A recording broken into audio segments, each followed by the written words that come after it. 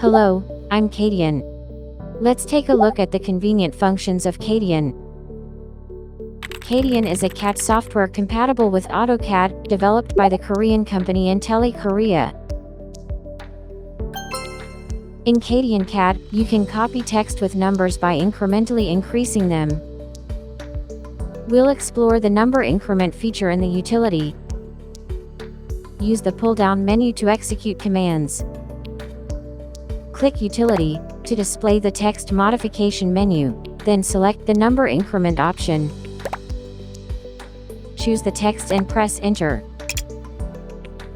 Set the increment value to the default of 1 by pressing Enter. Set the digits value to 1 as well.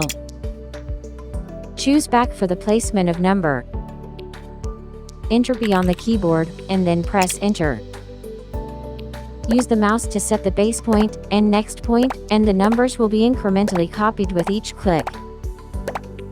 Press Enter on the keyboard to terminate the command. We've demonstrated copying numbers with increment using the utility function in CADian CAD. If you have any questions about CADian, please contact us on the website or via email. Thanks for watching.